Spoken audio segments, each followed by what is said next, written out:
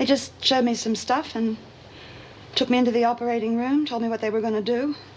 Nothing to it, they said. Did you meet the surgeon? Yeah. What's he like? He's like a doctor.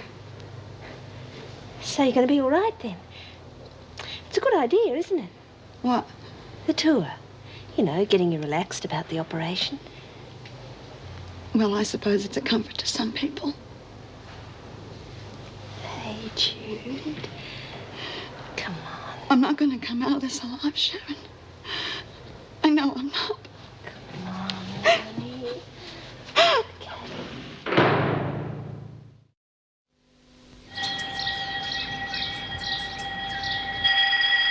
That's what comes of working for the law. Everything in triplicate. Well, not this little chore.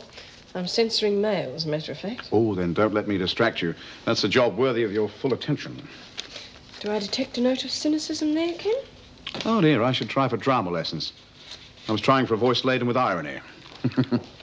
Good morning, Mrs. Davidson. Good morning. Any messages for me, Sally? Mrs. Davidson, I'd like to thank you for allowing Debbie into the prison. Oh, that's quite all right. Would you excuse me a moment, Mr. Pierce? Mrs. Jackson, could you bring Brian to my office straight away, please? I'm sorry, Mr. Pierce. I hope our experiment with your daughter was successful. Oh, I'm sure it'll be very helpful, thank you. But actually, I wanted to talk about the drama group. Yes? Well, I think it's high time the women showed some actual results of their labor. We've had the group a while now. I think they're ready for a modest performance of some kind. What did you have in mind? A play reading, I should think. Mm-hmm. When? What about this evening? Oh, that's a bit sudden, isn't it? Well, there's no time like the present. And with a play reading, we won't need much rehearsal time. Yes, all right. It'll be a change for the women. As for the rehearsal, I'm afraid I can only offer you 1 hour's rehearsal time this morning. We can't disrupt the prison for the sake of the drama group. No, I understand. An hour will be fine. Good. You need your head examined, that's what I reckon. Although they probably wouldn't find anything in there. No. Well, you know you've buggered it for everyone else now, don't you? There'll be no outside privileges for anyone. And all for the sake of a couple of lousy dollars. And knocking it off the salvos of all people. I just couldn't help myself, that's all. Well, you're hopeless, Lizzie. What are you? Hopeless. No, a big deal. Cheer up, Lizzie. You've got a visitor. Come along. Officer Barfield will take you into the garden. Yeah. Who is it? Who wants to see me? Captain Barton. The salvos! God! Oh, I shouldn't say God. Tell him I escaped in the night. Tell him I died in my sleep. There you are. He'll believe that. Tell him I'm old and I got a crook ticker. He'll believe that. Come on, Lizzie. Oh, please, Mrs. Jackson. You go down on your knees and apologise, Lizzie Bird. Blimey. Now, what's going on? Oh, Lizzie's got a visitor. Who is it? I'll tell you later. Now, come on, everybody. I want you Bea. back in the rec room. We don't want you blocking this corridor. The rec room? We got some time off, Mrs. Jackson. You have an hour's recreation for a drama rehearsal. Oh, Move it along Beauty. there. I suppose we've got you to thank for the hour off. I think you've got to make it up later on today, though. Come along, Fantastic. Bea. Yeah, all right. You coming? Yeah. I want you in the governor's office. Gilmore, you join the others in the rec room, please. What's the story? Why don't you go to the rec room and find out? Well, now you got me on my own. What are you going to do with me? Well, I think we're going to have to pick our moments better than this. Look, Bea, I want to tell you how much I appreciate what you did for Debbie. Oh, I didn't do much to help. Oh, yes, you did. She's gone back home to her mother. Well, it is what you wanted, isn't it? So why so gloomy? Yeah, sure, yeah. Whatever you said to her certainly had a lasting impression. Oh, yeah, I'm a great actor. Well, you might get a chance to prove that today. There's something else in your mind, though, isn't there? What's wrong? Oh, it's funny. All that effort of getting Debbie back home to her mother. Now I realize I'm going to miss her. Yeah, I know. And I've lost the opportunity of getting to know her better. My own daughter. I don't know her. There'll be other chances. Not as if you've lost her forever. You'll see her from time to time. Yeah. I think we'd better go. Hmm. Oh, goodness. Morning, ladies. Oh, morning. Look, before we start, I'd like to say thanks very much for helping with my daughter. I think her experience in here has gone a long way towards straightening her out. Thanks very much. Thank Bea. You haven't already. Oh, shut up. What did she say? Nothing, Bea. It's just that you did most of it yourself, single-handed. I reckon Bea will be taking over Paul Reed's job next. Bea Smith, social worker. I'd be very careful if I were you, Gilmore. Now, come on, settle down. I didn't come here to listen to you argue amongst yourselves. Now, we've got 1 hour. There's not much time and there's a lot to do. Doreen, would you hand these out, please? Yeah. Oh, I'd like you to give a play reading tonight. Oh, wow. Yep, to show Mrs. Davidson and me that my efforts haven't been entirely wasted. Well, it's just a reading, and an hour's better than nothing. So, for the point of the exercise, we'll just stick to the mechanics scene. What mechanics? They didn't have any cars in those days. It's page 54. Bottom, Quince, and the Clowns. Doreen, you can be Peter Quince. Sharon, flute. Bean, you can be Bottom. That's me or us. I'll dole out the other parts as we come to them. Okay, Doreen. Is all our company here? Oh, you were best to call them generally, man by man, according to the script. Here is the scroll of every man's name, which is thought fit through all Athens to play in our to play. Oh, couldn't we just learn it? I'm not very good at reading. Well, if you can learn that in 1 hour, you go for your life.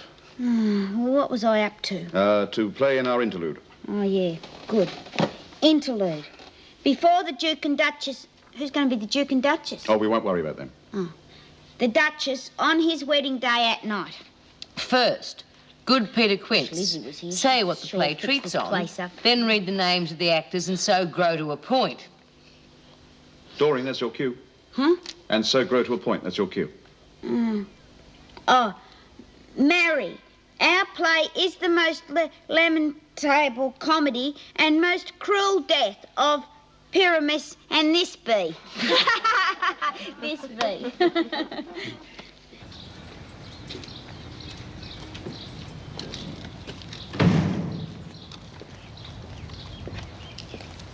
Hello, Lizzie. I suppose you've been awake all night talking to God about me. Of course not. Anyway, God knows. You can't hide from him. I've been worried sick all night. Well, that's a form of repentance, eh? Do you reckon? Of course. Look, I'm not angry with you, Lizzie. A little disappointed, perhaps, but with myself as well. I should have had more sense than to place such temptation in your way. Look, I've got something for you. A present? For me? Well, it's not exactly a present, but I think you'll find comfort in it. Hymns. Now I'll be able to learn all the words. And the booklet outlines what the Salvation Army is about. If you ever feel the need, I want you to get in touch with me. Anytime. I'll only be too pleased to help. You are a good captain. Different from all them other church people I've known in my life. They wouldn't pass the time of day with you. Just a lot of hypochondriacs. Beg your pardon? You know, do one thing and tell you another. Hypocrites. Ha, that's what I bloody... Oh, sorry. Yeah, hypocrites. I've heard from the hospital, Judy, and you are to be admitted tomorrow. Now, there is absolutely nothing for you to worry about. You gotta be kidding. Don't be silly, Judy. You're not going to die. Oh, you can guarantee that, can you? I know as much about these matters as you do.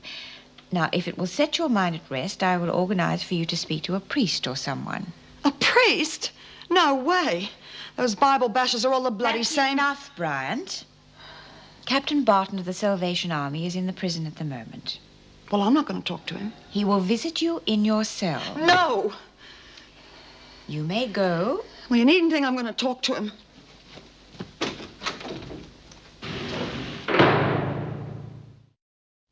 I don't know why you don't go. You know I don't want to talk to you. So I believe I can help. Oh, you believe that, do you? You've been here for 5 minutes and you think that you can already solve all the problems in the world. No, I didn't say that. But I have been here long enough to see that you have particular problems that perhaps I can help you with. Help me? You don't want to help me. You want to save me. Well, you're making a big mistake. I don't think that your lot would be very interested in having a lesbian let loose on them, would they? Or are you planning on to convert me to heterosexuality as well as save my soul? I'm going to tell you something. I like being a lesbian. I've always been one. And I'm going to tell you something else. I don't believe in God. I never have. Now, if you want to help me, you give me a guarantee that I won't die on that operating table like my mother did. That would comfort me. I can understand that. Yeah? Well, then why should I take all the risks? Judy, for some people, just waking up in the morning is a risk. Now you're going to hit me with the Billy Graham stuff, right? I told you, I'm not here to preach. All I'm saying is that death isn't necessarily something to fear. Oh, I know that, if you believe in God. Well, belief in yourself and your fellow man is a start. Oh, excuse me. I'm sorry to disturb you, Captain Barton. Judy, we're ready for the play reading now. Good, I got to go now. Judy, if you need me for anything at all, please don't hesitate to ask. No preaching, I promise.